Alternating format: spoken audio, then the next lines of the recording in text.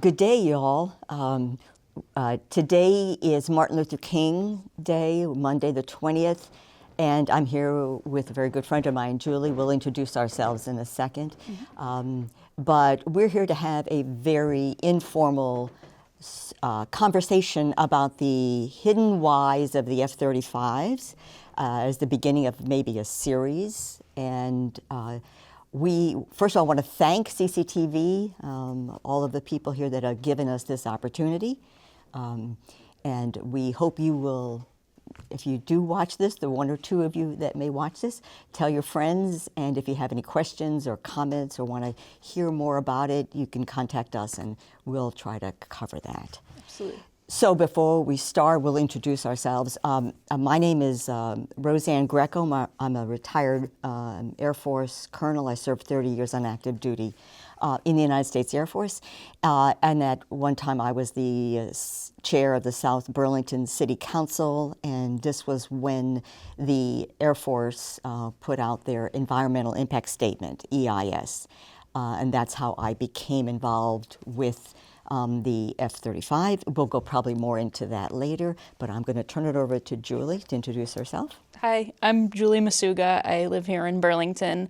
I'm an activist and researcher on issues of environmental and social justice. That's what I do for work and what I do not for work, and I've been pretty involved in progressive politics locally. I first got involved with the F-35 issue when Colonel Greco actually came to speak to a UVM class that I was attending. And yeah, it's kind of been there ever since. Yeah.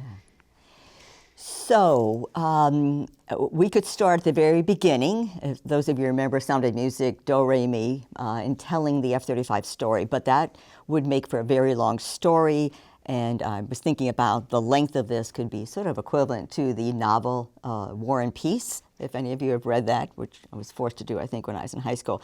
But then I thought, you know, maybe War and Peace would be a better title for this series, because this is really about war and peace. But what we're going to talk about in the hidden whys of the F-35s is what we know, how we know it, who was involved with it. And we're going to talk today about what happened. And then in future series, we'll talk more about how it all happened and who made it happen. I often bury the lead, and the bottom line is, we both know that. And I thought today, no, we're not going to do that. We're going to go right to the who made this happen. And by that I mean who was responsible for bringing the F-35 to Vermont. And there was one man and an entity that did that. And the man was Senator Patrick Leahy. And he was helped in doing that by some senior officers in the Vermont National Guard.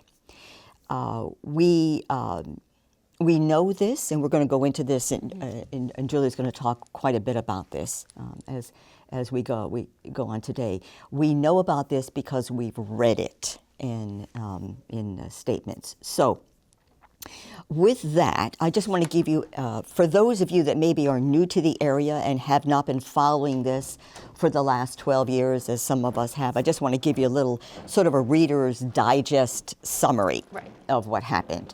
So in March of 2012, the Air Force released what they call the EIS, and that stands for Environmental Impact Statement. And that was a document, it was 6,000 pages long, that went over the 6 bases that were being considered to host the F-35. 3 of them were active duty Air Force bases, and 3 of them were Air National Guard bases. We were, if you want to use the term, in competition. Only we, meaning the Vermont National Guard, was in competition only with the other 2 Air National Guard bases. The active duty Air Force bases were on a separate track. So the two other bases that the Air Force considered basing the F-35 in for Air Guard bases were Jacksonville, Florida, Jacksonville Air Guard Station in Florida, and McEntire in South Carolina. In case you're not aware, and I wasn't, and I don't know if Julie was until we became involved with this, the EIS is mandated by the EPA, Environmental Protection Agency. They had a policy put in effect many years ago. It's actually, I believe, some politicians now are thinking about changing that. But the policy states that if any entity in the federal government is about to take an action that will significantly affect the environment, they are required to write this lengthy document and give the impact in 15 different categories. And by that, most of us think about environmental issues related to pollution and air quality and stuff. That does factor into this, but it's far beyond that. They look at in EISs the impact on human beings, on their health, property values, economic impact, the impact on what the Air Force uses the term minorities. We sometimes use people of color, people with low income, and more. So they put that document out in March of 2012, and after the document was released, the public had a 60-day time period in order to send in their comments. Most of those were emails, but some people sent in snail mails as well. And I'll make an important point about the EIS process. I have a little bit of background in studying environmental law. The environmental impact statement, while it is, if you know that an installation such as, a fracked gas pipeline or a military installation such as the F-35s is, it's guaranteed to cause some sort of harm to people, plants, animals, the things around it, you have to come up with this EIS document. The thing about an EIS is that it's not prescriptive. Mm-hmm. Just because you have the document, you're not documenting, here's how we're going to mitigate all of this, here's how we're going to make people as safe as possible. All the AIS is legally required to do is list out the harms. That's it. So just because this EIS exists does not mean that there was any intention on the Guard's part to actually help people survive in this new environment that we're in. Thanks, Julie. Yeah, that's a very important point. When I first, and this was the first EIS I'd read, when I first read it, and if anybody out there in TV land has read it, it is very quickly apparent that the impacts in at least 9 of the 15 areas were very significant for Vermont. And in my naivete back in 2012, I thought that the facts would guide the decision. And that because the data was so compelling about the impact to Vermonters, I naively thought that there was no way that the Air Force would ever base it in Vermont. The second thing I learned was there was no threshold. It's not as if, it's that bad, meaning if it affects X amount of people, then we won't do it. No, there's no threshold.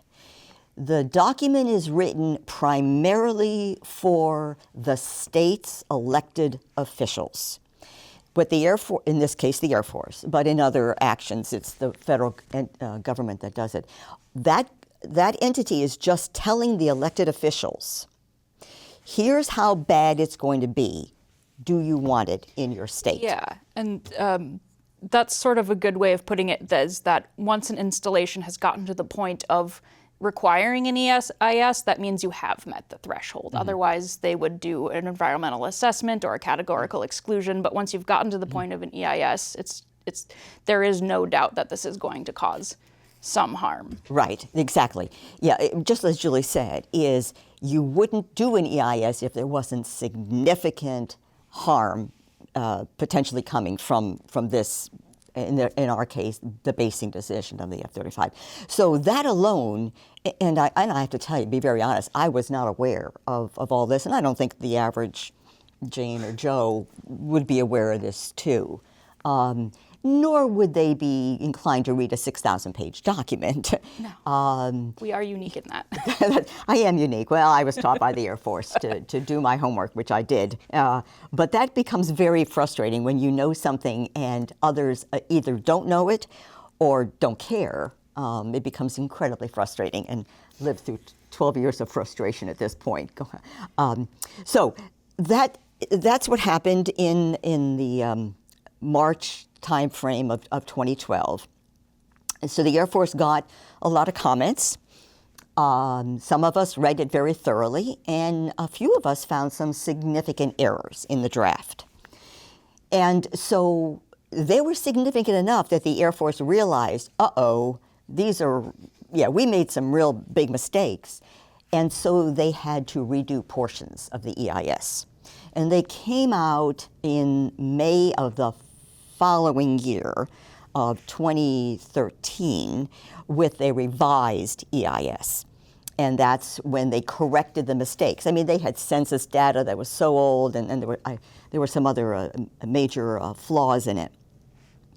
The importance about census data is it tells you how many people are going to be affected. And it was a difference of thousands, but in any case. So then they put out a revised one in May of 2013, and they offered the public again the opportunity to comment on that, and the public did. And I guess, should we tell them what really happened after that, Julie, about what the Air Force decided, or wait for? Sure. Well, I guess I'll just give you a tidbit, which is Burlington was never supposed to be chosen for the F-35, and that is abundantly clear if you read the EIS, or what we'll get into next, which is the administrative record for the EIS. Mm-hmm. Yeah, that's right.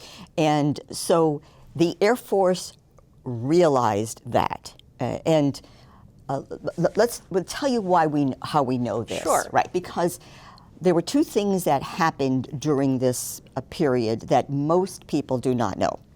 The first one had to do with the fact that a whistleblower called me during this comment period to tell me what had happened and what was happening in the Pentagon and in areas where the Air Force basing experts were making their decision. That's one thing. It was years later that we found out that what the whistleblower said actually happened because of a lawsuit that we filed. And we lost the lawsuit, but in the process of that, Judge Crawford, who was the judge in that case, required that the Air Force release all of their, what they called the administrative record. That means all of the documents, the emails, the letters, the charts, the EIS. And when they released them to our lawyer, we got a copy of them. 68,000 documents. Now, it's not pages, that's document. Like, for instance, the EIS is one document. But Julie and I and a handful of other women went through that, and that's how we know that the Air Force never should have even put Burlington on the list, and that's how we know the Air Force realized early on that Burlington was the worst place for the F-35. Yeah, and I'll get into that a little bit. So the administrative record, these 68,000 documents that were made available to us, by the way, heavily redacted, so there's a lot of things we still don't know that I would love to. But so these documents came to us, and there were about a dozen women who were all committed to reading as much of them as possible and learning as much as possible as we could from them. Just, average, everyday people that were concerned about this and wanted to figure out what happened, why it happened. We weren't sure we were going to find anything, and we were incredibly surprised by what we did find. And something we want to make very clear is that throughout our research in this, there were sort of as Rosanne said, two entities. There was the Vermont Air National Guard and Senator Patrick Leahy. We never found any evidence that the rank and file of the Vermont Air National Guard were ever involved in this basing process, and certainly not trying to push for the F-35 in the way that some of the senior staff, there's a man in particular, Lieutenant Colonel Caputo, who was working directly with Senator Leahy on some of these things. So the rank and file, we never found any wrongdoing there, but what we did find for Senator Leahy and some of the senior officials was extremely jarring. And I'm just going to read a couple of notes here. As early as 2010, Senator Patrick Leahy and his staffers were deeply involved in the basing process, during which time they refused to meet with any constituents about it. It's been 12 years since folks like Rosanne have been organizing, and we have never gotten a meeting, especially not with Leahy. But during this time, Leahy was directly emailing and talking to and on the phone with and meeting with people as high up as the Secretary of the Air Force and the leadership of the Vermont Air National Guard to push for different noise modeling technology called CARNS 3. That doesn't really matter. What matters is that no other EIS basing process used this noise modeling, and Leahy wanted to push for it, not only because it was possible that it would make Burlington look slightly better than the other options and sort of falsely inflate our scores, but also that it was an opportunity to delay the EIS process and give them more time to sort of continue putting their fingers in all of the pies. At the same time, Rosanne mentioned the comment period. There was a number of erroneous comments. I think it was, I don't remember the exact percentages. Of the postcards? Or the flipping up, yeah. It was something 80? Yeah, what Julie's referring to is at some point the Air Force had to compile how many comments they got. And by the way, they said in there they had never gotten as many comments on a basing effort ever in their history as they did from Burlington. And by tabulating all of the emails, and we can go maybe next time we speak about how the Air Force does that, because Senator Leahy also wanted the Air Force to change their policies and how they tabulate comments. And in some sense, he was successful in that. But in reality, I'm fairly certain that the percentage of the thousands of comments they got, 87% of those were opposed to the basing. So this is not, we are in a democracy. Well, I'll check my watch.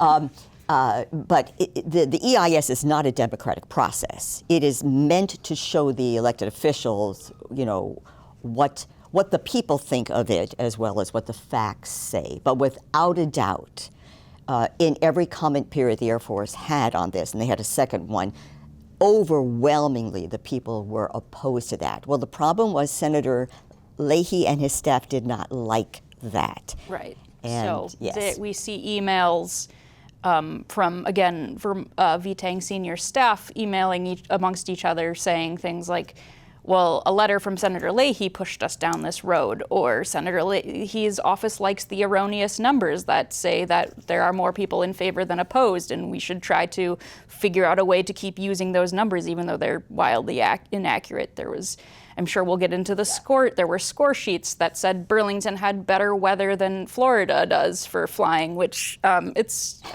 what is it, 13 degrees out right now? It's pretty chilly today. And then meanwhile, during all of this, the Air Force and senior Vermont Air National Guard officers were all acutely aware of the environmental harms. They're talking about them actively in their emails, and they all know that McEntire Air Force Base was supposed to be chosen. It was supposed to be selected.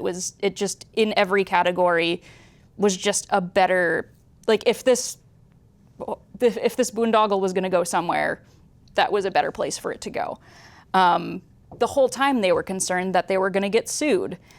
They were talking directly to EIS contractors, which was not something they were really supposed to be doing. They were withholding information from the public. And, as heavily redacted as those documents are, we found evidence and that there's a possibility that nuclear weapons would be stored here in Burlington, as the F-35 is required to be a nuclear-capable weapon, and as we're the first operational base, it would make sense that they would be here. And so we have these documents saying, I hope we don't get that as a question when people come to city council and things like that. So I'm very excited to get into the. That's the thing is, we have citations for every single thing that we're saying. This is not coming just from Rosanne and I. We are directly quoting the people who were involved in this basing decision, and we can pull out. We've got, 68,000 pages worth of this stuff. So, this is, yeah. Well, we won't go through all 68,000 right, yeah. Documents, but I think in our next segment or series, we can go into some of the actual quotations that came directly from the emails. Most of them were emails. I'll start, well, I want to leave you with a teaser, but some of them are really astounding. I have two in particular. Sure, go ahead, Julie. Yeah. So this is a document called Command Messages F-35A. It was written by the Vermont Air National Guard, I believe the senior staff, and it is, quote, questions we hope we don't get. I believe this was prior to an important city council meeting. Number 3, do you know of any improprieties that Senator Leahy had his hands in that would have affected basing decisions in Vermont's favor?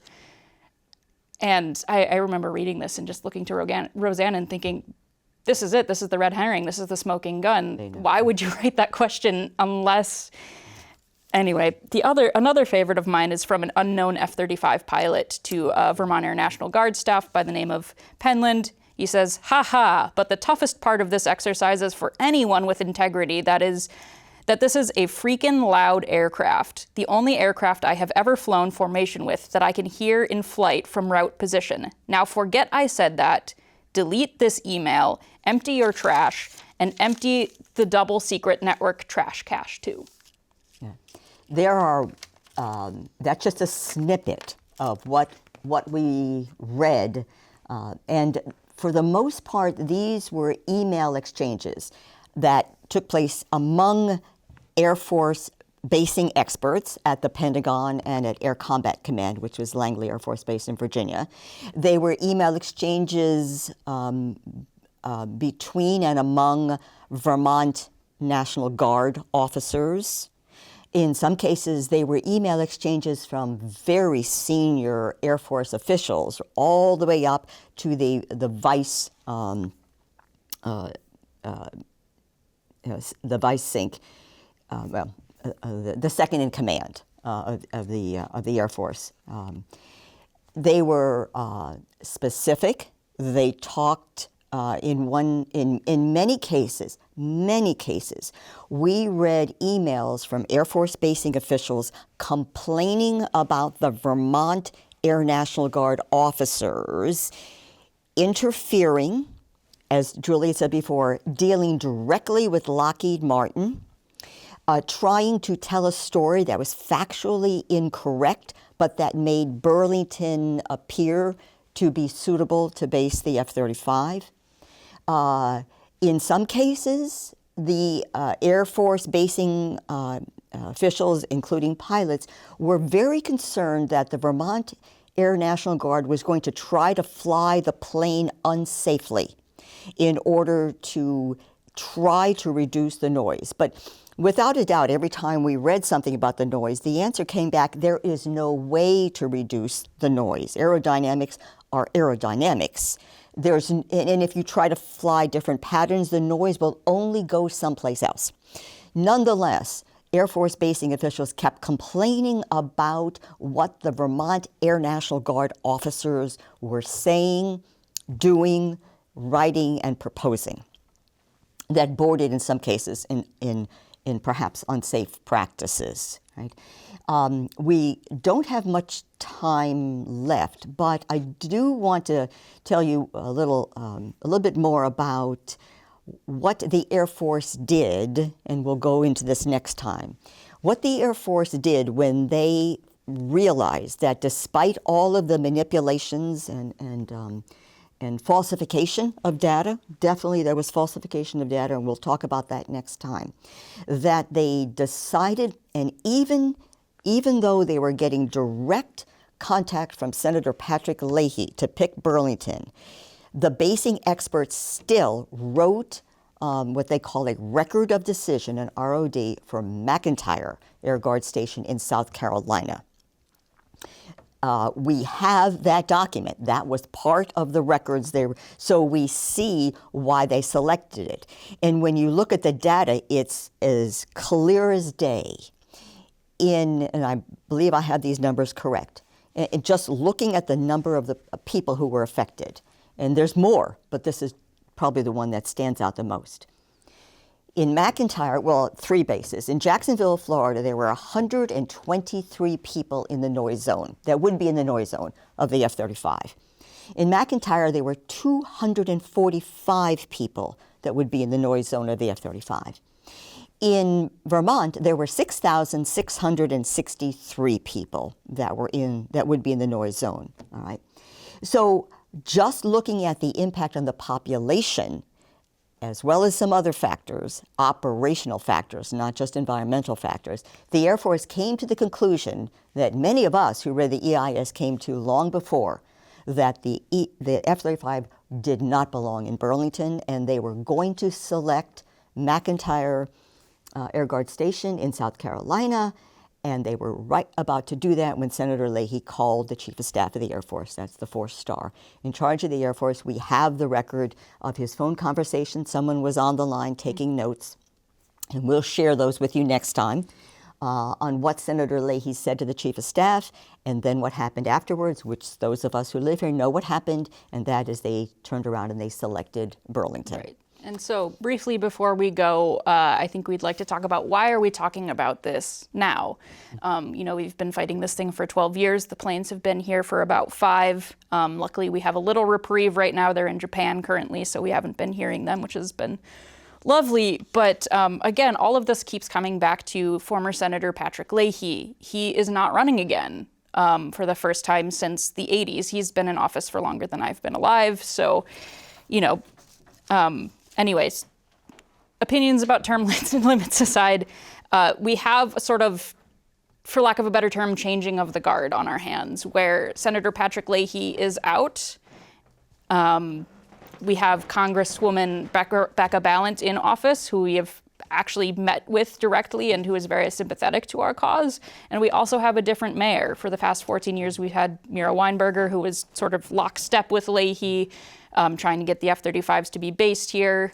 And now we have progressive Mayor Emma Mulvaney-Stanek, who has been a longtime opponent of the F-35. So we have this unique new opportunity to, again, push for this to go somewhere else if it has to go anywhere at all. Mm-hmm. And to one last tidbit on that, and that is, despite the misinformation you probably hear all the time, right, it is definitely possible to change missions for the Air Guard, right? We just did it. We did it 5 years ago. We changed from the F-16 to the F-35, right? There have been numerous examples across the United States where the congressional delegation of that state requested the military to replace the existing aircraft with another mission because the existing aircraft was too harmful to their people. So that has been done successfully across in other states at in least the United 4 States. times. Yes, at least, and that's just the examples we found, we looked at or we cited were just Air Force with flying missions in their Air Guard units that were successful in getting the Air Force to replace those with others. So our congressional delegation definitely has the power to do that, and we would say the responsibility to do that. We are so fortunate that Congresswoman Balint is engaged on this, wanted to learn about it, and then immediately realized what those of us that saw the facts, it doesn't belong here. What we need, though, is one or both of our 2 male senators to join with her and request the Air Force replace the F-35. It can happen, and if we're persistent enough, it will happen. So I hope those of you that have tuned in enjoyed this and learned something. There's lots more. Yeah. Lots more. So today we covered a little bit about what happened, but really not some of the real, I think, some of the things that I think were, I guess, most startling. And that had to do with how information was falsified and manipulated. And that goes back to the very beginning of this, which maybe in our next season we'll start there. And tell you what happened at the very beginning, which led to where we are now. So, Julie, and I've been talking a lot. Any last words? No, just stay tuned. Rosanne and I are both very easy to reach. You can find us on the internet. We've been pretty outspoken for a number of years. So if you have questions or if you're interested in getting involved in this, please feel free to contact us. Maybe we can put our emails or something in the description for this video. And stay warm, stay safe, keep your ears covered. Right. So we look forward to seeing you back here next time. We're thinking maybe if we hear that this is helpful, maybe we'll do a live or a call-in show, or you can send in your questions and we'll answer them in the next series. This is a story with many facets. And it's a serious problem, but one that can be solved. And Julie and I have been working on it, as have many, many other people. And we hope you learn something and you'll tune in next time.